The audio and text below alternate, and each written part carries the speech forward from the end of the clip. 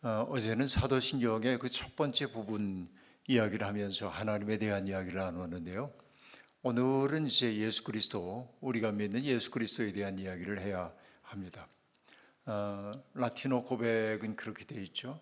에틴 예수ම් 그리스tum, 그리고 예수 그리스도를 믿습니다 라고 말합니다. 그리고 맨 먼저 나오는 단어가 필리움이라고 말하는데, 필리움 아들이라는 뜻인데, 필리움 에우스 요니쿰, 독생자 아들, 외아들이신 아들 예수를 믿습니다. 그리고 그분을 누구라고 얘기하냐면 도미니쿰 노스트룸이라고 말해서 주님 우리의, 그렇게 되어 있습니다. 예수 그리스도를 고백하고 있는 그 내용이, 우리는 예수 그리스도를 믿습니다. 아들이신 분, 그런데 유일하신 아들, 그리고 그분은 우리의 주님이라고 고백합니다. 그리고 고백의 내용이 뒤에 쭉 나오죠. 이게 사도신경의 고백의 내용이라고 얘기할 수 있습니다. 많은 사람들이 우리들이 예수님이 하나님의 독생하신 아들이라고 얘기합니다. 그러니까 하나님은 아들이 하나밖에 없다, 이렇게 얘기합니다. 근데 여러분, 좀 아이러니한 게 뭐냐면, 우리도 하나님의 아들이잖아요. 우리도 하나님의 자녀잖아요. 그럼 하나님은 아들이 하나밖에 없다는데 우리는 아들을 참칭하고 있는 거 아닌가 하는 민구스러움이 내게 있습니다. 오늘 우리 집사님 기도하면서 예수님의 이름으로 기도할 수 있게 해주셔서 감사하다고 말씀해 주셨습니다. 그렇죠. 우리가 예수의 이름으로 기도를 합니다. 하나님 아버지께 예수의 이름으로 기도하는데, 여러분, 기도의 마지막에 예수님의 이름으로 기도해야 하는 까닭은 뭘까요?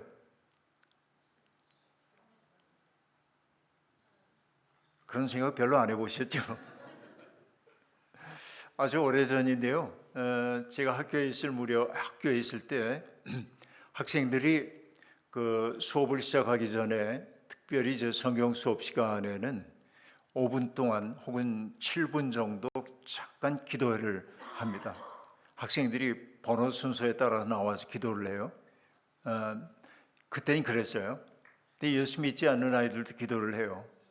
그러면 이제 이렇게 기도합니다. 하나님, 우리 친구들 시험을 앞두고 있는데 다들 지치지 않게 해주시고 지혜롭게 해주시고, 이런 이야기를 하다가 마침 기도를 마쳐야 하는데 한 아이가 주님의 이름으로 기도하는 걸 몰라. 얘는 교회를 안 다니니까.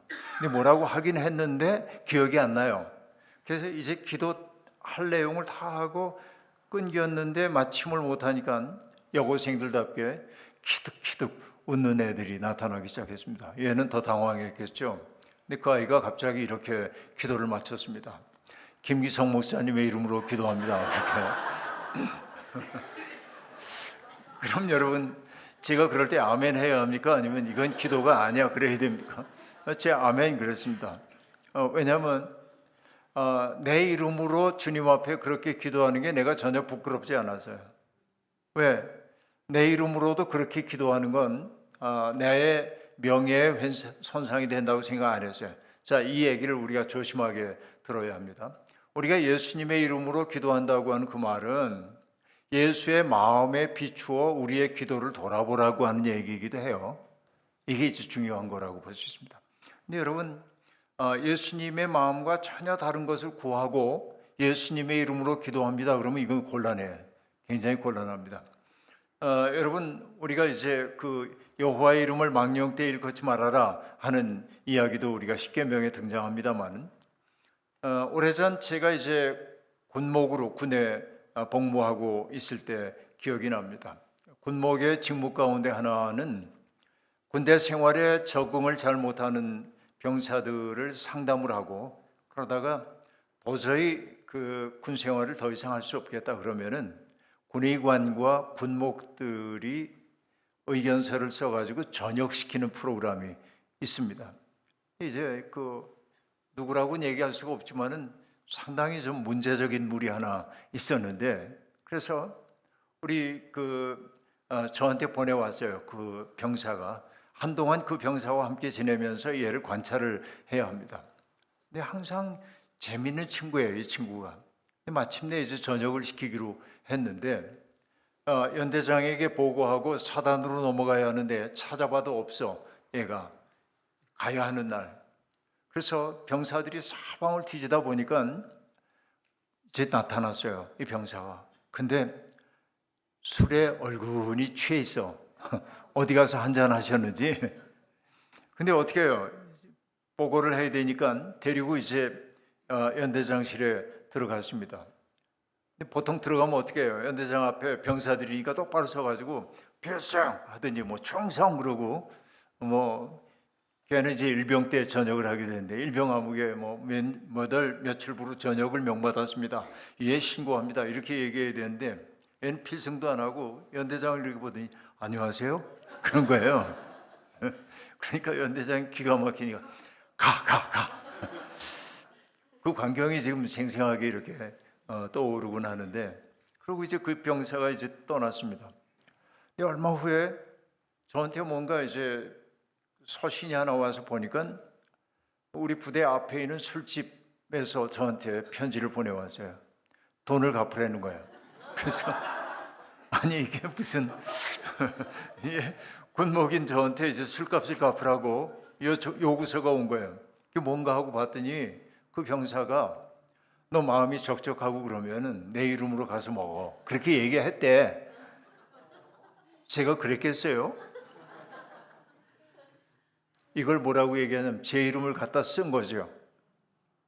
여러분, 살다 보면 때때로 불쾌한 일을 겪을 때가 많이 있습니다. 괜히 나하고 친한 척 해가면서 내 이름을 대면서 자기 이속 차리는 사람들이 덜어 있어. 그럼 굉장히 기분 나빠요. 하나님도 그런 겁니다. 하나님을 경외하는 마음도 없고 하나님을 영화롭게 할 마음도 없으면서 하나님의 이름을 자꾸 부르면 하나님은 영광스럽다고 여기지 않고 화가 난다 하는 그런 얘기입니다. 그러니까 우리가 예수님의 이름으로 기도한다고 하는 것은 내가 기도를 하면서 내가 지금 하나님 앞에서 어떤 마음인지를 돌아보면서 그분의 이름으로 청하여도 부끄럽지 않은지를 생각해 볼 필요가 있습니다. 그죠? 그런데 여러분, 우리가 인간이기 때문에 언제나 하나님의 마음, 예수님의 마음에 맞춰서 기도 못합니다. 그럼에도 불구하고 주님은 우리의 연약함까지도 받아주시는 분이기 때문에 우리가 기도를 쉬지 말아야 할 이유가 거기에 있죠. 근데 여기에서 아까 유일하신 아들 이 얘기 때문에 얘기가 일로 왔는데, 여기 있는 우리 임 목사님도 하나님의 아들이잖아요. 그렇죠? 그러면 여러분, 하나님의 아들이라는 이름을 우리가 몰래 갖다 쓴 것처럼 돼요. 예수님이 외아들이라고 얘기했는데. 근데 이 얘기를 오해를 하면 안 된다 하는 얘기입니다. 자, 예수님이 유일하신 아들, 독생자라고 하는 것은 숫자가 하나밖에 없단 말이 아니라 하나님과 예수님 사이의 관계가 아주 본질적인 관계가 정말 너무나 깊어서 그 관계의 아름다움을 나타내는 말이 유일하다라고 한 말이에요. 예수님도 말씀하셨어요. 아버지가 내 안에, 내가 아버지 안에. 그러니까 예수님과 하나님이 안팎으로 똑같아. 이것을 성경은 뭐라고 얘기하냐면 외아들, 그렇게 얘기한 거예요. 그러니까 그 사랑의 신비와 깊이를 얘기하는 거다 하는 얘기입니다. 예를 들어 봅니다. 여러분, 제가 사람들한테 얘기해요. 여러분, 제가 아는 사람들 가운데 내 어머니처럼 아름다운 분이 없습니다 하고 얘기해요. 그럼 여러분 들으면서 무슨 말 같지도 않은 소리. 여러분, 그럴 분 없겠죠. 왜냐하면 우리 어머니가 객관적으로 가장 예쁘기 때문이 아니라 내 마음속에 내 어머니는 그런 분이잖아요. 그렇잖아요. 그러니까 내 어머니는 내게 유일한 어머니이기 때문에 나는 그분을 이 세상에서 가장 아름다운 분이라고 얘기해. 고백의 언어인 거예요. 그러니까 예수 그리스도가 유일하신 아들이라고 하는 것은 인류 역사상 하나님의 마음과 완벽하게 일치를 이루었던 분이 그분 한 분밖에 없습니다. 그래서 우리는 뭐라고 얘기하냐면 우리는 예수님을 통해서만 하나님을 압니다. 예수님을 통해서 드러난 하나님을 우리는 알게 되었습니다. 그러니까 바로 그것이 예수님이 우리의 유일하신 아들이라고 하는 고백 속에 담겨있는 의미다 하는 얘기입니다. 그리고 우리는 그분을 누구라고 고백해요? 우리의 주님이다 라고 말합니다. 예수님이 우리의 주님이라고 얘기를 하면 여러분, 주님이면은 그분이 내 삶에 대한 주도권을 쥐어야 하죠. 그런데 우리는 어떻습니까? 내 삶의 주도권은 내가 쥐고 주님이 내 요청에 응해 주기를 기다리고 있어요. 이게 우리들의 전도된 신앙생활의 모습이라고 얘기할 수 있습니다. 자, 오늘 여러분, 제가 이 기도라고 하는 걸 설명할 때 이렇게도 설명을 해보고 싶은데요. 오늘 죄송합니다. 제가 성함을 몰라서 앞에서 기타를 치신 우리 분이 네, 네, 네, 김요셉 집사님, 기타를 너무 잘 치세요. 정말 그리고 찬양도 좋으시고요. 그리고 오늘 또 우리 집사님이 키보드 이렇게 쳐주셨는데 누가 선배세요? 여기 선배요? 안 돼요? 뭐 그건 중요한 게 아니고 제가 어떤 얘기를 지금 하고 싶으냐면 오늘 연주하기 전에 조율을 했죠. 기타 조율을 하잖아요. 기타를 키보드에 맞춰서 조율을 하잖아요. 우리가 이제 음악회 같은 데 가보면 오케스트라에서 단원들이 나오면 사람들이 박수로 이제 맞아줍니다. 그러면 악장이 이렇게 서요. 바이올린, 제일 바이올리니스트의 악장이 이렇게 서서 등을 돌리고 이렇게 바라보면 어디서 삑 하는 소리가 나요. 그죠? 오보에가 음을 부는 거예요. 그 소리가 곧게 멀리 퍼져나가기 때문에 기준음이 돼요. 그럼 바이올리니스트들이 하면서 조율을 하잖아요. 조율되지 않으면 이상한 음을 내는 거잖아요. 근데 오늘 기타 치는 분이 예를 들어서 키보드 치는 분이 후배라고 해서 내가 기준음 잡을 테니까 키보드를 맞춰. 그럼 됩니까? 안 됩니까? 안 되죠. 언제나 기준음은 뭐가 돼야 돼? 키보드가 되고 거기에 맞춰서 기타를 조율해야 하죠. 기도는 뭐냐면 조율하는 거예요. 어떤 조율이냐면 하나님의 마음을 기준음으로 삼고 내 마음을 거기에 맞춰 조율해가는 과정이 기도예요. 그러니까 하나님의 마음이라고 하는 게 내 마음 속에서 기준이 되어야 하는데 우리는 기도할 때 되게 뭐라고 하냐면 내 마음이 기준이에요. 언제나. 그리고 하나님이 거기에 따라와 줘야 한다고 생각해. 이게 우리들의 기도법이라고도 얘기할 수 있겠는데, 그러니까 우리가 정말 예수님이 주님이라고 고백한다면, 그 고백이 진실되다고 한다면 주님 말씀하소서 종이 듣겠나이다. 그렇죠? 주님이 가라시는 곳 내 가겠습니다. 오늘 찬양에도 나왔던 것처럼 주님이 멈추라 하시면 내가 멈추겠습니다. 이것이 이제 믿음의 삶이라고 얘기할 수 있습니다. 이것이 예수를 주님으로 믿는다고 하는 고백이에요. 그럼 여러분 이렇게 살다 보면 이게 우리의 몸에 배이기 시작해요. 그렇게 사는 것이. 그걸 뭐라고 얘기합니까? 신앙의 습성이에요. 여러분 어제도 제가 파스칼 얘기를 잠깐 했습니다만 파스칼이 1654년에 그 뜨거운 불의 체험을 한 다음에 그렇게 자기 옷에 적어놓았다고 얘기했잖아요. 뜨거운 불이에요. 그것은 우리를 조마시켜요. 새로운 존재로 만들어요. 그런데 파스칼이 뭐라고 얘기하냐면 불은 우리 속에 불꽃처럼 타올라 불타오르게 한대.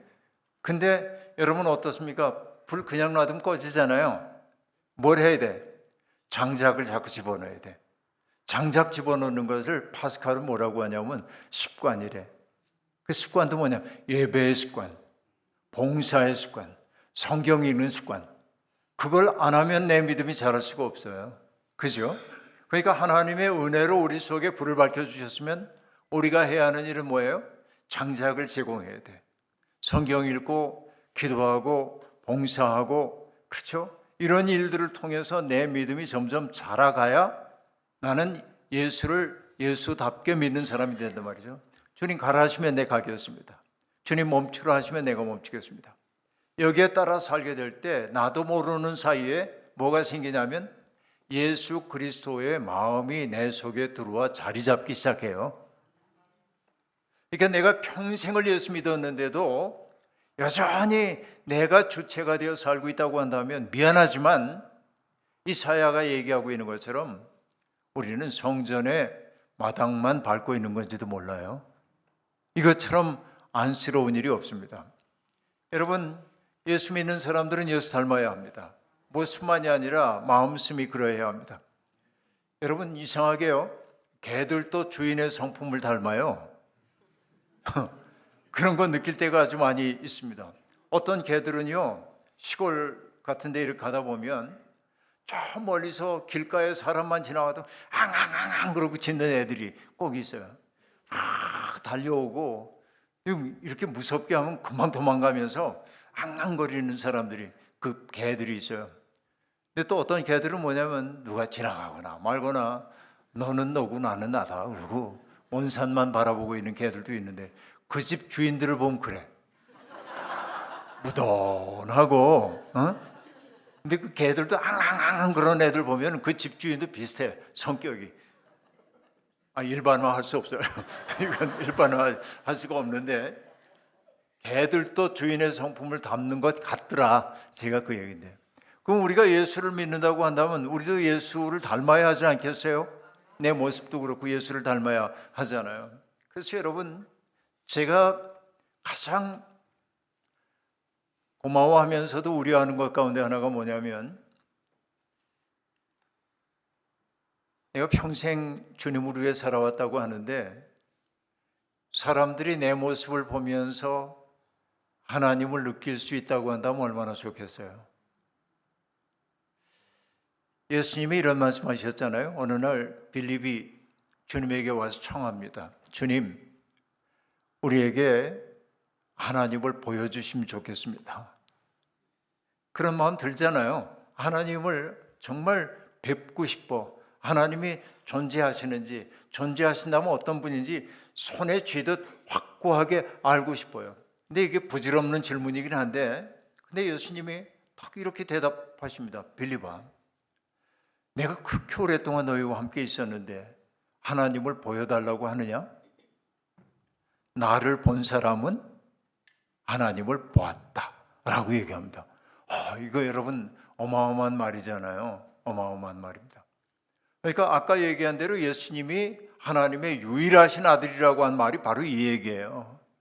예수님을 본 사람은 하나님을 본 거예요. 왜?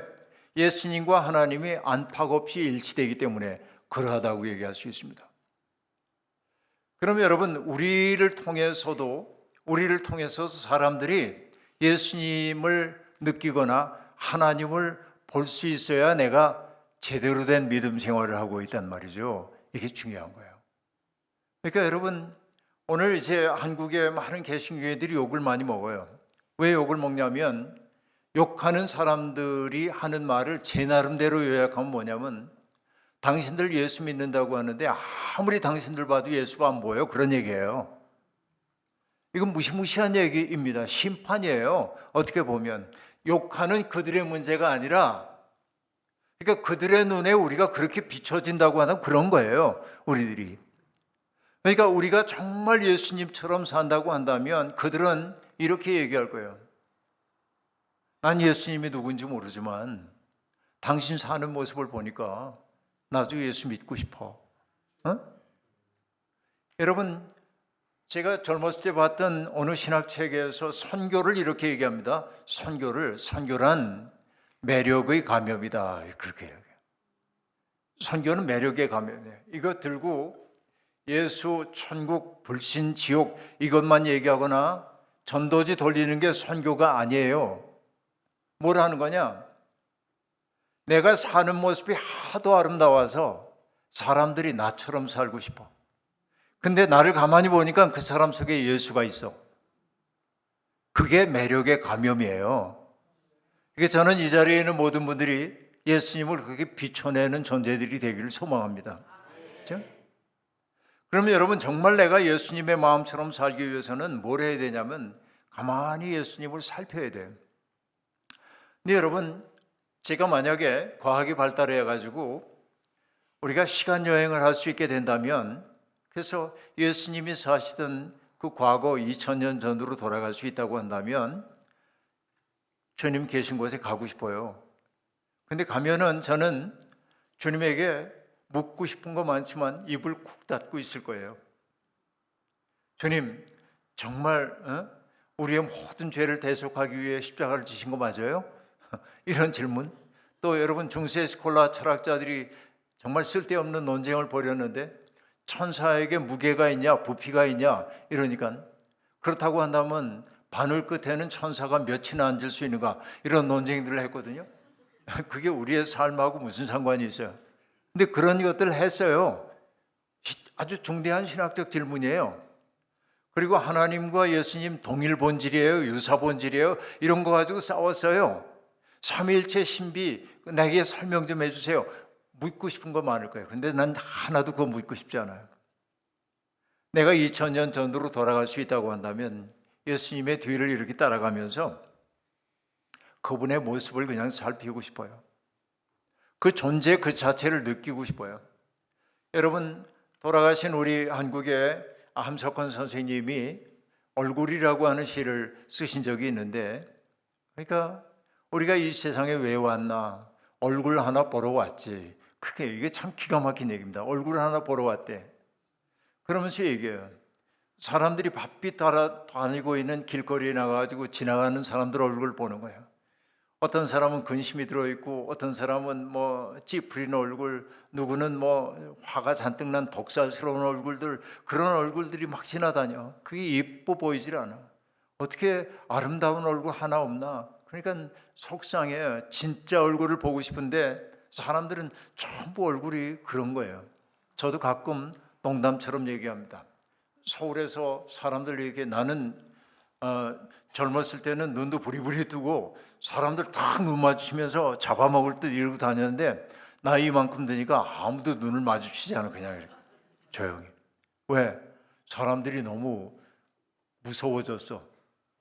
그 표정이 나 건드리기만 하봐, 가만 안 둬, 이런 표정들이에요. 그러니까 가급적이면 눈 마주치지 않으려고 그러는데, 제가 농담으로 얘기해요. 사람들이 여기 미간에 보면 글씨 가만히 보면 있어요. 뭐라고 써있냐면 맹견주의, 그렇게 건드리면 뭡니다, 이런 표정들을 짓고 지냅니다. 이게 이제 우리 슬픈 현실이에요. 분주하게 살다 보니까 사람들이 거칠어지고 허용치가 너무 없어. 다른 사람들이 내 삶에 이렇게 들어와도 쭉 받아들일 수 있는 여유가 너무 없는 거예요. 이게 정말 속상한 거예요. 그러니까 함석헌 선생님 하신 말씀도 그런 얘기라고요. 정말 참 얼굴 하나 없죠. 그러고 이렇게 얘기합니다. 자기가 보고 싶은 얼굴을 이렇게 얘기해요. 그 얼굴만 보면 세상을 잊고, 그 얼굴만 보면 나를 잊고, 시간이 오는지 가는지 모르겠고, 밥을 먹었는지 아니 먹었는지 모르겠는 얼굴. 여러분, 그런 얼굴 있을까요? 그리고 그 다음에 이렇게 표현합니다. 그 얼굴만 보면 키가 하늘에 닿는 듯하고, 그 얼굴만 대하면 가슴이 바다 같아. 남을 위해 주고 싶은 마음 파도처럼 일어나고, 가슴이 그저 시원한, 그저 마주 앉아 바라만 보고 싶은 얼굴. 참 얼굴은 없단 말인가, 그렇게 말합니다. 그러다가 여러분 슬프잖아요. 길거리 다니는 사람들이 전부 얼굴들이 좀 심상치 않아요. 그런데 나는 이런 얼굴을 보고 싶은 거예요. 그리고 얘기합니다. 이른 새벽에 동틀 무렵에 기도하고 내려오는 예수님의 얼굴, 어려운 사람들을 바라보면서 그 사람들을 정말 눈물의 사랑으로 돌보시는 예수님의 모습, 그렇죠? 풍랑이 있는 바다에서 모두 어쩔 줄 몰라 할 때 깊이 잠들었다가 해처럼 깨어나는 그 모습, 변화산상에 올라가가지고 해처럼 빛난 모습으로 변화됐던 모습들, 겟세마네 동산에서 눈물로 기도하시고 돌아선 그 얼굴의 모습들, 그리고 십자가에 달리셨을 때 저들의 죄를 용서해 주소서라고 기도하던 그 얼굴 하나 보러 왔다는 거예요, 우리가 이 세상에. 그러니까 여러분, 우리가 봐야 할 그 얼굴, 예수의 얼굴이란 말이죠. 그 얼굴을 우리가 닮지 않으면 안 되죠. 그래서 여러분, 저는 시간 여행자가 되어가지고 주님이 계신 시간으로 돌아간다고 한다면은 신학적인 질문 하나도 할 생각이 없고, 나는 뭘 하고 싶냐면 주님이 길을 걸어갈 때 주변을 어떻게 살피시는지를 보고 싶어요. 이렇게. 여러분, 저하고 같이 걷는 사람들이 가끔 놀라는 거 하나 있어요. 그분들 눈에 안 보이는 걸 제가 잘 봐. 동전 줍는 얘기 아니에요. 그런 얘기 아니고, 그러니까 길섭에 조그만 꽃 하나 피어난 것도 내 눈에 잘 들어와. 그 보고 와, 별꽃이 여기 피었네. 여기도 또 그렇죠? 봄꽃이 여기 피었네. 여기 새싹이 이렇게 돋아서 저기 별 좀 봐. 내 이 소리 잘하거든요. 괜히 하는 게 아니라 너무 신비해 세상이. 그러니까 여러분, 예수님이 길거리를 가면서 아주 뭐 이렇게 무뚝뚝하게 이렇게 걸어주셨을 것 같지는 않고, 그러니까 여러분, 주님은 보는 분이잖아요. 그래서 어제도 얘기했지만 뭐라고 얘기했습니까? 야, 먹을 거, 입을 거, 마실 거 이거 중요하지 않다는 얘기가 아니고 그것만이 인생의 모든 것인 것처럼 생각하지 말고 좀 마음의 눈을 좀 들어봐. 저 공중에 나는 새를 좀 봐. 들에 핀 꽃을 좀 봐. 하나님이 저것들을 얼마나 귀히 여기시니. 주님은 보시는 분이잖아요. 그러니까 길거리를 다니시면서 주님이 보고 있는 그 눈을 따라가 보고 싶어요. 그렇죠? 그리고 음식 드시는 모습은 어떨까 생각해 봅니다. 여러분, 예수님의 별명이 뭐예요? 먹고 마시기를 탐하는 자. 그렇죠? 그러니까 여러분, 이거는 이제 예수님이 정말 이 얘기를 들으면서 음식을 탐하셨구나 이렇게 생각하면 안 됩니다. 요한의 제자들이 금식하는 것을 보았을 때 사람들은 뭐라고 얘기합니까? 왜 인생 그렇게 살아? 왜 그렇게 금욕적으로 살아? 문제 있는 거 아니야? 그러더니 예수님이 하나님 나라의 잔치를 사람들과 더불어 경험하고 음식을 드시는 모습을 보면 무슨 거룩한 사람이 저렇게 음식을 밝혀? 이런 식으로 얘기하는 거야. 그러니까 여러분, 예수님은 뭐 개걸스럽게 다 내 거야 그러고 닭다리 2개 있는데 2개를 양손에 드시고 그런 분 아니라 이게. 그런데 음식을 어떻게 드셨을까 궁금해요. 여러분, 제가 아는 목사님이 밥 먹는 자식에게 보내는 글을 쓴 적이 있어요. 뭐라고 얘기하냐면 그 노래로 만들어졌는데 천천히 씹어서 공손히 삼켜라. 그리고 봄과 여름을 가을까지 다 견뎌온 햇살을 견디며 자라온 곡식인데 그렇게 허겁지겁 먹어치우면 언제 고마운 마음이 들 거냐. 고마운 줄 모르면 그거 사람이 아닌 거예요 그러거든요. 그러니까 여러분, 밥 한 그릇을 먹어도 천천히 씹어서 공손히 삼킬 때 내 삶이 성화되는 것을 느낀단 말이죠. 근데 그 목사님이 이런 시도 쓰셨습니다. 유자차를 따뜻한 물에 풀어 마신다. 지난 여름 아무도 모르게 유자에 내려앉은 햇살을 풀어 마신다. 그렇게 말합니다. 여러분, 유자차 한 잔을 마셔요. 그런데 여러분, 우리가 이렇게 맛보고 맛있네. 이 상표가 어디 거야? 이게 이제 범석한 사람들이에요. 그런데 이 시인 목사님은 뭐라고 지금 얘기를 하고 있냐면은 지난 여름 아무도 몰래 유자에 내려앉은 햇살을 풀어 마신대. 여러분, 우주가 신비롭잖아요. 그러니까 예수님의 눈이 그런 거예요. 그러니까 예수님은 음식을 개걸스럽게 드셨다기보다는 정말 감사하며 드셨을 것 같아요. 그래서 저는 얘기해요. 음식만 제대로 먹을 줄 알아도 참 사람이 될 수 있다. 여러분, 평화라고 하는 한자를 한번 생각해 보세요. 고를 평자가 있죠? 고를 평자가 있어요. 화라고 하는 게 조화로울 화자입니다. 조화로울 화자는 어떤 글자냐면 벼화자가 있고 입구자가 있어요. 그 평화라고 하는 말을 풀어 설명하면 어떻게 됩니까? 벼가 입마다 골고루 들어가는 게 평화예요. 그러니까 여러분, 내 배고픈 사정만 헤아리지 않고 저 사람의 배고픈 사정까지 헤아리면서 내 밥을 나누어 먹을 때 평화가 오는 거예요. 이게 제대로 먹음이에요. 제대로 먹는다고 하는 것은. 그러니까 예수님은 그런 의미에서 음식을 맛나게 잘 드셨을 거다 하는 생각을 하는 거예요. 그러니까 나는 주님이 음식 드시는 모습 보고 싶어요. 마시는 건 다 냈고 그러고 그러다 잡수셨 그런 분 아니잖아요. 어떻게 드셨을까? 이거 이제 궁금해요. 그리고 여러분, 제가 정말로 궁금한 것 가운데 하나가 뭐냐면 병든 사람들과 귀신 들린 사람들을 대할 때 어떤 모습이었을까 생각해 봅니다. 그럼 여러분, 유대 사회에서 그 병든 사람들은 어떻게 평가됐습니까? 오늘처럼 과학적 지식이 없을 때니까 병은 다 신의 저주처럼 여겨졌습니다. 그렇죠? 신의 저주처럼 여겨지는 거예요. 그러니까 어떤 사람이 병들면 신체적으로도 고달픈데 그가 더 고달픈 건 뭐냐면 사회적 시선이야. 이 사람은 무슨 죄 때문에 이렇게 병들었을까? 이 사람이 누구의 죄 때문에 이렇게 됐을까? 다 그렇게 생각하는 거예요. 그게 사회적 관습이에요. 근데 예수님은 절대로 그렇게 안 봤어요. 그런 의미에서 예수님은 혁명적이에요. 요한복음 9장에 보면 날 때부터 앞을 보지 못하는 사람을 두고 제자들 사이에 논쟁이 벌어집니다. 그러다 주님에게 질문을 해요. 이런 질문을 합니다. 주님, 이 사람이 앞을 보지 못하는 것이 이 사람의 죄 때문입니까? 아니면 조상들의 죄 때문입니까? 자, 질문 속에 이미 평가가 들어있어요. 어떤 평가가? 전제가 있죠. 이 사람이 앞을 보지 못한다. 앞을 보지 못한다는 것은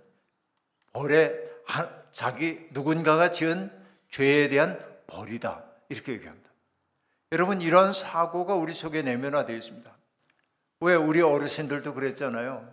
내 자식이 어려운 일이 생기면 자책하는 거야. 내가 무슨 죄가 이렇게 많아서 내 자식에게 이런 일이 있나. 여러분, 내가 죄가 많아서 내 자식에게 그런 일 생긴 거 아니에요. 그렇게 자책하지 말아요. 그런데 제자들도 똑같아요. 예수님의 제자들도 여기 앞 못 보는 사람을 바라보면서 질문하는 거예요. 이 사람의 죄 때문입니까? 조상의 죄 때문입니까? 그들은 두 가지의 선택지를 놓고 주님에게 질문한 거예요. 이 사람이 죄 때문이다. 혹은 조상들이 죄를 지었기 때문이다. 이런 답을 기대했겠죠. 그러나 주님은 전혀 뜻밖의 대답을 하셨습니다. 뭐라고 대답하시죠? 이 사람의 죄도 아니고 조상들의 죄 때문도 아니라는 거예요. 뭐라고 얘기합니까? 하나님 하시려는 일을 드러내려는 것이다. 자, 이 말을 오해하면 안 돼. 왜냐하면 오늘 자기에게 어쨌든 신체적 장애가 있어서 어려움을 겪고 있는 사람이 존재하는 것은 하나님이 당신이 얼마나 멋진지를 보여주기 위해서 불행하게 만들었다고 해석하면 안 되는 거예요. 그러니까 주님의 말씀은 생략된 게 많아요. 그러니까 제가 풀어 설명하면 이렇습니다. 이 사람이 앞을 보지 못하는 것은 이 사람의 죄 때문이도 아니고 조상의 죄 때문이도 아니다. 우리는 질문의 방향을 바꿔야 한다. 어떨 때 하나님이 영광을 받으실까? 그때 답이 나와요. 뭡니까? 그의 몸이 온전해질 때 하나님 영광 받으신다는 거예요. 이게 질문의 방향을 바꾸는 거예요. 예수님은 완전히 질문의 방향을 바꿔놓고 있어요. 그러니까 병든 사람이 당신 앞에 나올 때 유대교의 종교적 지도자들은 항상 뭘 했냐면 그들을 신학적 분석의 대상으로 보는 거예요. 이 사람은 누구의 죄 때문에 이렇게 됐을까? 그리고 그걸 설명하고 자기가 경건하다고 생각해요. 그런데 주님은 어떻게 했어요? 그 사람을 불쌍히 여겼다. 긍휼히 여겼다. 그리고 여러분, 심지어 어떻습니까?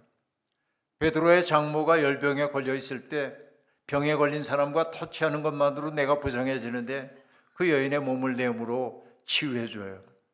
나병 환자에게도 뭐라고 얘기합니까? 그 몸에 손을 대요. 이게 뭘 뜻해요? 손대는 순간 유대교의 정결법에 의하면 어떻게 됩니까? 그의 부정이 내게로도 옮겨오잖아요. 부정타는 행위잖아요. 근데 주님이 그렇게 했어. 왜 그랬을까요, 여러분? 생각해 보세요.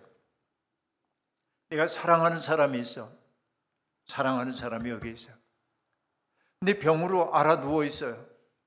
그럼 여러분, 내가 사랑하는 사람인데 병 들었으니까 멀리 떨어져 있어야 합니까? 저는 목사였기 때문에 장례식을 많이 치렀잖아요. 시신을 많이 봤잖아요. 근데 여러분, 부모님이 돌아가셔요. 그럼 자녀들은 그 시신에 얼굴을 부비면서 엄마 이렇게 떠나셔요? 아빠 이렇게 떠나세요? 한 번 더 손을 잡아 드릴 걸. 어머니한테 내가 얼마나 무정하게 대했는지 용서해 주세요.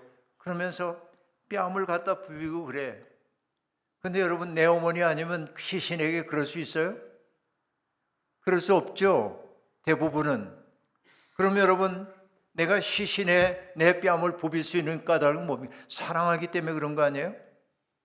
예수님이 여기 병든 사람들의 몸에 손을 대는 까닭은 뭐냐면 그걸 사랑하기 때문 아닙니까? 그렇죠.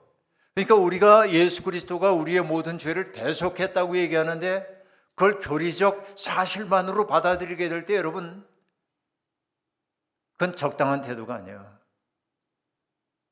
바로 이렇게 봐야 돼.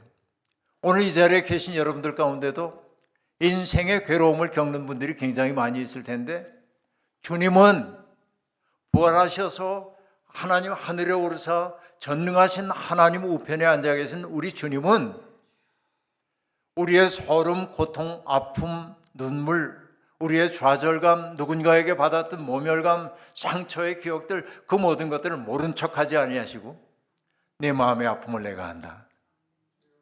그리고 우리에게 손대시고 우리를 회복시키고 치유해 주시려고 한단 말이죠. 이게 우리가 믿는 예수님이죠. 그러니까 여러분 내가 예수님 안에서 완벽한 사람이기 때문에 하나님의 자녀가 된 게 아니고 주님의 사랑 앞에 가없는 사랑 앞에 나를 맡겼고 그분이 나를 터치함으로 내가 하나님의 자녀 된 거 아니에요? 그러니까 여러분 금방 얘기했던 것처럼 여기 시신에다가 뺨을 부비는 것은 내가 사랑하지 않는 사람에게 그럴 수가 없어요. 근데 내가 사랑하니까 시신이 시신처럼 느껴지지 않고 안 무서운 거예요. 왜? 사랑하는 대상이니까. 주님의 마음이 그런 거라고요. 여러분 역사상에 많은 종교인들이 있었어요. 존경받는 사람들이 있었어요. 그런데 여러분 어떤 존경받는 종교인들이 예수님처럼 문둥병자에게 손을 대고 병든 사람 만지고 귀신 들린 사람에게서 귀신 내쫓기 위해 다가서고 누가 있어요? 그래서 내게는 예수님이 나의 유일한 구주예요. 지금 이 자리에 계신 여러분들에게 똑같이 주님은 다가오신단 말이죠.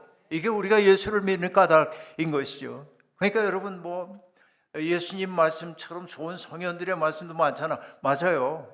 성현들이 하신 말씀, 예수님 말씀 못지않게 좋은 말씀 많아요. 그러나 여러분 죽어간 사람 때문에 눈물 짓고 여기 나병으로 고통받는 사람의 몸에 손을 대고 이런 사람 누가 있어요? 예수의 마음 아니면 안 되잖아요.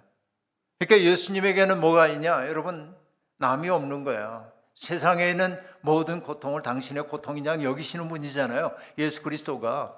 우린 그런 분을 믿고 있다고요. 그러니까 여러분 귀신 들린 사람 얘기도 똑같은 얘기인데요. 귀신 들린 것도. 귀신 들리면 어떻습니까? 더러운 악령에 걸린 거예요. 근데 여러분 사람들은 얘기합니다.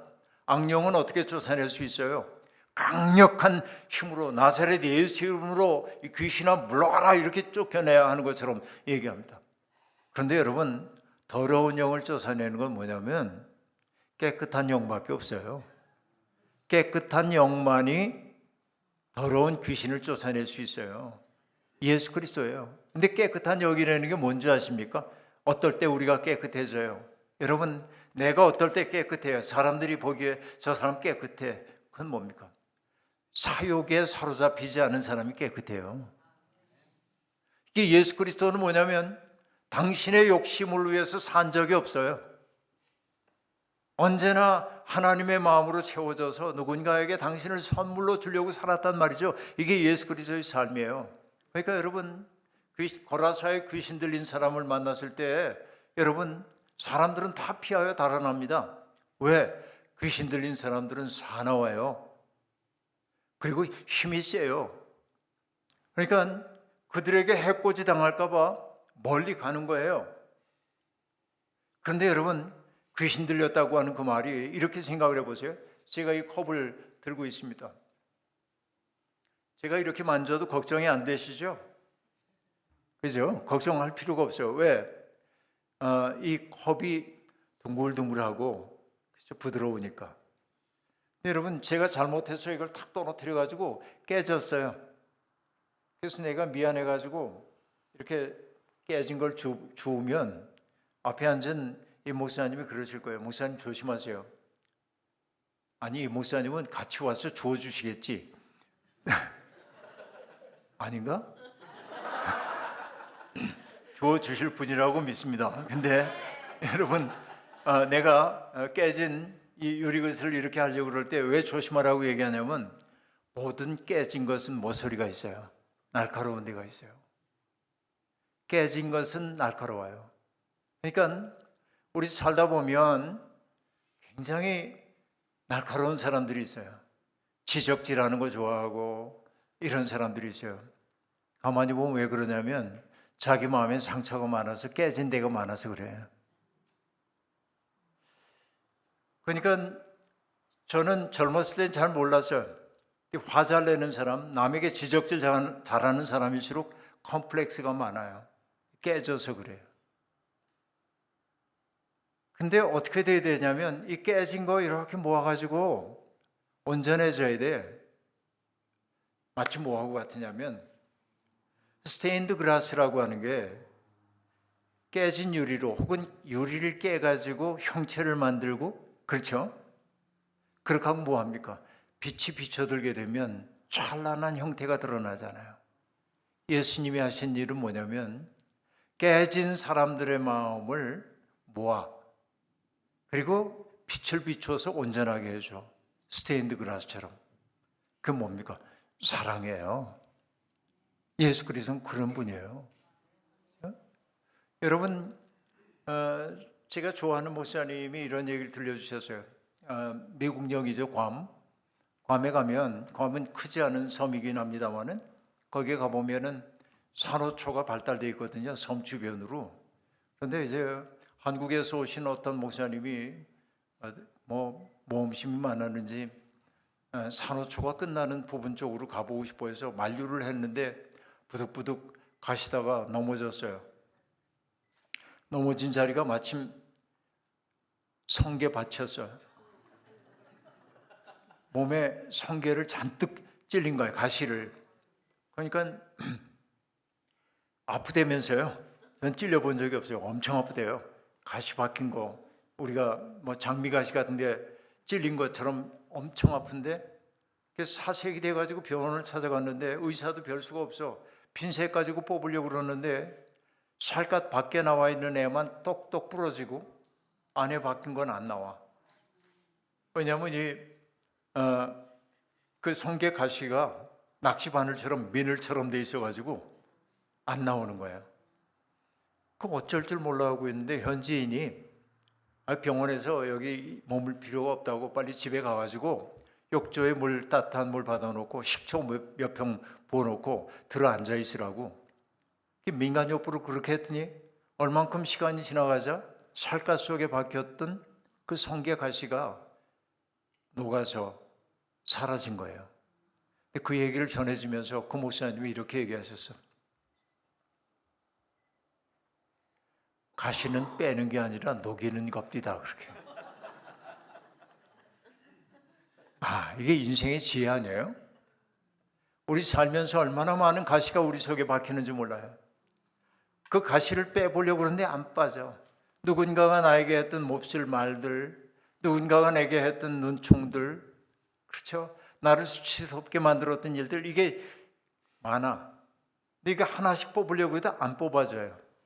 근데 그게 언제 뽑아지냐면 그리스도의 사랑의 강물 속에 푹 안기다 보면 녹아져 사라지는 걸 알 수 있어요. 그렇죠? 가시는 뽑는 게 아니라 녹이는 거예요. 주님이 하셨던 일이 뭐냐면 그렇게 가시를 녹여주셨단 말이죠. 그게 뭐냐? 귀신 들린 사람에게서 귀신을 내쫓아준 사건 같은 것들이 그렇다고 얘기할 수 있습니다. 그러니까 여러분, 예수님은 언제나 어떤 분이냐면 고통이 있는 곳에 가셨어요. 세례자 요한도 위대한 분입니다. 세례자 요한도, 그렇죠? 광야에서 외쳤어요. 주님 오실 길을 닦으라고. 닦으면서 얘기합니다. 회개하라, 천국이 가까이 왔다. 그러면서 회개의 복음을 전합니다. 그런데 여러분, 이 요한은 좀 무서워요. 왜? 자기 앞에 오는 사람들 보면 친절하게 맞기보단 이 독사의 자식들아 이렇게 얘기해. 무서워요. 여러분, 목사님 가운데도 세례 요한급의 목사님도 있어. 어휴, 무서워요. 근데 예수님은 뭐냐면 한 군데 있으면서 오는 사람들한테 무섭게 야단치고 그 사람들의 그 굳은 마음을 깨뜨리는 망치와 같은 분이 아니라 주님은 뭐냐면 사람들 사이를 스쳐가는 바람처럼 가가지고 그의 속에 아름다운 것들을 깨어나게 하시거든. 이게 예수 그리스도잖아요. 그러니까 여러분, 이 시몬이라고 하는 사람을 처음 만났을 때 얘기가 있는데요. 요한복음에 보면 시몬을 만났을 때 주님이 시몬에게 뭐라고 말씀하시냐면 이렇게 얘기합니다. 시몬, 이제부터 당신은 내가 게바라고 부르겠소 라고 말합니다. 게바는 번역하면은 반석이란 뜻이고 베드로란 뜻이기도 하죠. 그래서 우리가 베드로라고 알고 있는 그 사람의 원래 이름은 시몬입니다. 그런데 가만히 생각해 보면 시몬은 갈릴리의 어부였습니다. 1세기 팔레스타인에서 어부로 살아간다고 하는 것은 매우 힘겨운 일이었습니다. 왜냐하면 팔레스타인을 특별히 갈릴리 지역과 베레아라고 하는 지역을 다스렸던 영주가 헤롯 안티파스라고 하는 사람인데 이 사람은 여러분 동생인 빌립, 이복 동생입니다만 이복 동생인 빌립의 아내 헤로디아와 결혼하잖아요. 그렇죠? 왜 그러냐면 헤로디아가 하스몬 왕가 출신이거든요. 그러니까 족보가 별 볼 일 없었던 헤롯 안티파스는 왕가의 여인과 결혼함으로 어떤 명분을 얻고 싶어가지고 정치적 결혼을 한 거예요. 그러니까 세례자 요한이 굉장히 꾸짖었기 때문에 감옥에 갇혔다가 참수상했던 사건을 우리가 알고 있습니다. 근데 이 헤롯 안티파스라고 하는 사람은 로마에 줄을 대가지고 자기가 아버지처럼 헤롯 대왕처럼 대왕이 되고 싶었어요. 그러니까 백성들 돌봐야 하는 직무는 팽개치고 권력 노릇만 했어요. 그래서 어부들에게 어마어마한 세금을 걷어들였습니다. 1세기에 어부로 살아간다는 것은 정말 마이너스 통장 가지고 사는 거예요. 그러니까 여러분 시몬의 표정이 어땠을까 생각해 봐요. 어부였던 시몬, 난 행복해요. 그런 표정이었을까요? 시대에 대한 울분 이런 것 때문에 이놈의 세상 이런 생각이 있었을 거예요. 그러면 여러분 우리는 이렇게 보면 저분 만나고 싶지 않다. 왜? 맹견주의 그러잖아요. 근데 주님은 그에게 뭐라고 얘기해요? 시몬 속에서 뭘 본 겁니까? 반석과 같은 걸 보잖아요. 숨겨져 있고 감춰져 있었던 하나님 나라를 위한 반석과도 같은 것들을 호명해낸단 말이지. 근데 여러분 그렇습니다. 우리도 말로 사람을 세워요. 어떤 사람이 나한테 얘기해요. 목사님은 정말 친절해 보이세요. 그러면 내가 그 사람에게 불친절하죠. 뭔 소리야? 이렇게 안 돼. 그렇잖아요. 여러분 말로 세상 창조하는 거예요. 근데 예수님은 어떤 분이냐면 제가 이제 어렸을 때 시골에 살았는데요. 전기도 안 들어오는 시골에 이렇게 살았는데 그러니까 우리가 우물에서 물을 길어 먹고 왔는데 지금도 생각나요. 우물에서 물 길러다 보면 물뱀이 휙 지나가기도 하고 우리 그물 뱀하고 같이 먹고 살았거든요. 근데 아버지가 무슨 마음을 잡수시고 우물 말고 집 안에다가 펌프를 심었어요. 공사를 해가지고 펌프 이렇게 레바 작동시키면 물이 쏟아져 나오면 얼마나 신기한지 맨날 두레박 들여와가지고 이렇게 했는데 근데 여러분 여름날에 그 펌프에 이렇게 이제 그 아구리에 있던 물이 쑥 빠져 들어가면 물이 안 나오잖아요. 그럼 뭘 해요?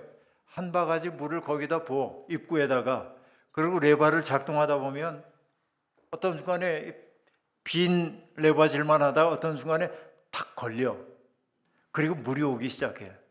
그럼 저 지하 깊은 곳에 있었던 물이 쏟아져 올라오기 시작합니다. 이때 여기에 집어넣는 한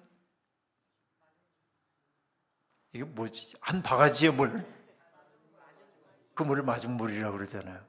예수님은 어떤 분이냐면 마중물이 되신 분이에요. 우리의 마음속에 있는 가장 아름답고 깊은 것이지만은 뭔가에 가려져서 발현되지 않는 그 마음을 주님은 끌어내시는 분이었다. 나다나엘이라고 하는 사람이 서 있는 모습을 나다나엘이 주님 앞에 옵니다. 그때 주님이 말씀하십니다. 이 사람은 참 이스라엘 사람이로다. 이 사람 속에 간사한 것이 없도다. 그는 냉소주의자거든요. 그러니까 예수님은 너는 왜 그렇게 냉소적이야? 그럴 수도 있어요. 그런데 뭐라고 얘기합니까? 이 사람은 진짜 이스라엘 사람이야. 간사한 게 없어. 그 순간 나다나엘은 간사한 것이 없는 참 인간이 되는 거예요. 이게 여러분 어떤 얘기냐면 옛날에 여러분 공부하실 때 김춘수 시인의 꽃이라고 하는 시를 배운 적이 있을 겁니다. 내가 그의 이름을 불러주기 전에 그는 다만 하나의 몸짓에 지나지 않았다. 그러나 내가 그의 이름을 불러주었을 때 그는 내게로 와 꽃이 되었다 라고 말합니다. 주님은 그런 분이에요. 우리 속에는 가장 아름다운 것을 끄집어내는 분이란 말이죠. 그래서 생각해 보세요. 나같이 이기적인 사람이, 나같이 나만 알고 있던 사람이 주님과 만나지 않아도 내 삶이 어떻게 됐을까 생각해 보는 거예요. 내가 이 교회에 부름받지 않았다고 한다면 누군가의 고통 때문에 내 마음이 아파졌을까? 누군가 어려움 겪는 일을 바라보면서 애태우고 내가 그를 위해 기도하는 사람이었을까? 아니요, 주님 덕분에 우리의 마음속에 생긴 거예요. 그러니까 내가 그런 마음을 써도 그게 내 공로 아니에요. 그래서 어거스틴도 얘기합니다. 주님, 내가 하는 일은 다 악할 뿐입니다. 더러 선을 행한다 해도 그것은 제 속에서 당신이 하시는 일일 뿐입니다 라고 말해요. 이게 은혜의 세계예요. 은혜의 세계. 그러니까 여러분, 예수님은 바로 사람들을 다 그렇게 대하셨어요. 그러고 나니까 여러분, 그 마음이 있는 곳에 뭐가 벌어집니까? 사람들이 회복되는 거예요. 전에 낯설었던 사람들이 친밀해져. 그래서 예수님이 계신 곳마다 일어났던 게 뭐냐면 잔치가 벌어져요. 그러니까 복음서에 예수님이 누구의 집에 가서 음식 잡수셨다는 얘기 등장하는 게 그 때문이에요. 낯설었던 사람들이 가까워지는 놀라운 일을 경험하는 겁니다. 예수님이 계신 곳에서는 사람들 사이에 친교가 회복됐어요. 사랑이 회복이 됐어요. 하나님 나라가 경험되기 시작했어요. 그리고 어느 날 주님이 제자들에게 물으십니다. 사람들이 나를 누구라고 합니까? 그러자 신나서 대답합니다. 어떤 사람은 엘리야라고 하는 사람도 있고요. 어떤 사람은 세례자 요한이 환생했다고 얘기하기도 하고요. 어떤 사람은 예레미야라고 하는 사람도 있고요. 이 얘기 전하면서 제자들은 신납니다. 우리 선생님이 이렇게 위대한 분들에게 빗대주고 있다는 거예요. 그리고 누군지 모르겠지만 어쨌든 선지자일 거라고 말하는 사람도 많아요. 그렇게 얘기합니다. 그때 주님은 그 얘기 듣고 내가 참 대단하구나 안 그러잖아요. 뭐라고 얘기합니까? 너희는 나를 누구라고 하느냐? 오늘 본문이에요. 베드로가 대답합니다. 주는 그리스도시요 살아계신 하나님의 아들이십니다 라고 말합니다. 주는 그리스도시요 살아계신 하나님의 아들이래요. 여러분 다 암송하셨잖아요. 이거는 그러니까 여러분 훗날 이제 하나님께 가면 주님이 우리에게 이렇게 물으실 거예요. 너는 나를 누구라고 하느냐? 그러면 주는 그리스도시요 살아계신 하나님의 아들이십니다. 그러면 주님이 그럴 거예요. 그거 많이 듣던 얘기인데 누가 그 얘기 나한테 했는데 그러니까 우리에게 중요한 것은 베드로의 고백을 반복하는 게 중요한 게 아니라 내게 주님이 어떤 분이신지를 고백할 수 있어야 한단 말이죠.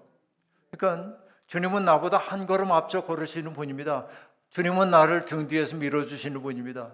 주님은 내 마음을 치유해 주신 분입니다. 뭐 각자의 고백들이 있을 거 아니에요? 그런데 여러분 이 모든 고백은 베드로의 고백의 터전 위에 서 있어야 돼요. 저는 그리스도십니다. 살아계신 하나님의 아들이십니다 라고 하는 거. 그런데 여러분 그 고백의 장소가 어디였다고요? 가이사랴 빌립보입니다. 가이사랴라고 하는 건 시저죠. 황제를 뜻해. 빌립보라고 하는 건 뭐예요? 빌립이라고 하는 영주의 이름이에요. 그러니까 가이사랴 빌립보라고 하는 것은 여러분 헬레니즘 문화를 전파하기 위해 만든 기획 도시예요. 헬레니즘 문화라고 하는 게 뭐예요? 로마식 문화이잖아요. 목욕탕이 있고 극장이 있고 신전 건물들이 즐비하고 신상들이 즐비하게 서 있는 것이에요. 황제조차도 나중에는 신처럼 여겨졌어요. 바로 그 장소, 로마의 신들이 즐비하게 있는, 세계를 지배하고 있는 로마가 섬기는 신들의 신상이 즐비한 그곳에서 베드로가 한 얘기가 뭐냐면, 우리와 함께 여기 계신, 눈물 흘리는 사람과 함께 눈물 흘리고 고통받는 사람과 함께 고통받는 주님이야말로 참된 주님이십니다. 주님이야말로 하나님의 아들이십니다.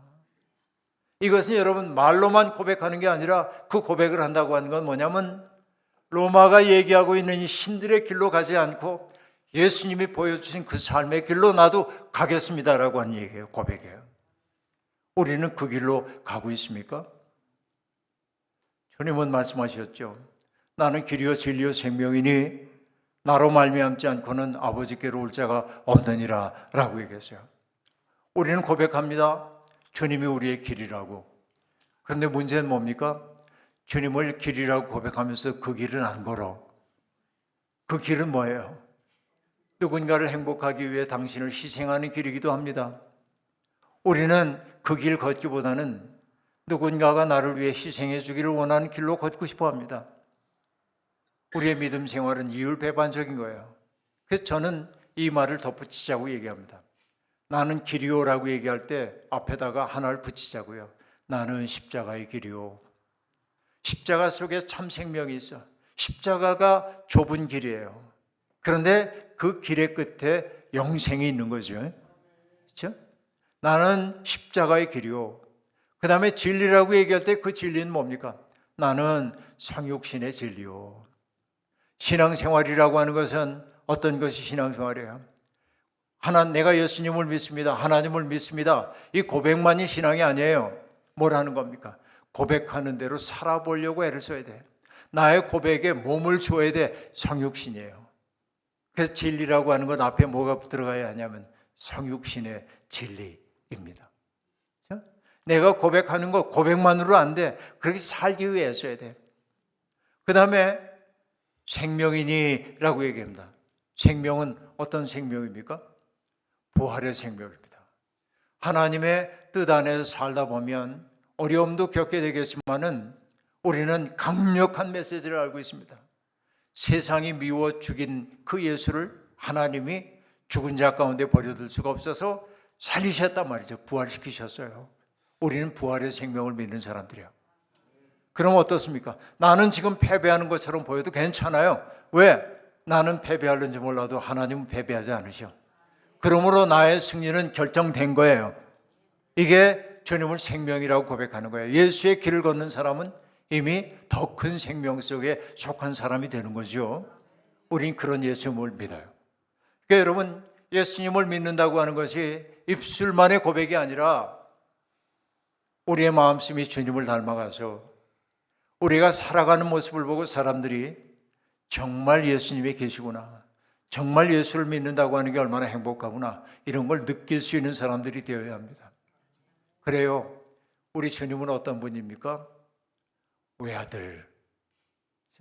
외아들. 외라고 하는 게 하나, 단수를 뜻하는 말로만 받아들이지 말고 하나님과의 깊은, 누구도 대체할 수 없는 하나님과의 깊은 일체를 뜻하는 말이라는 말씀 드렸습니다.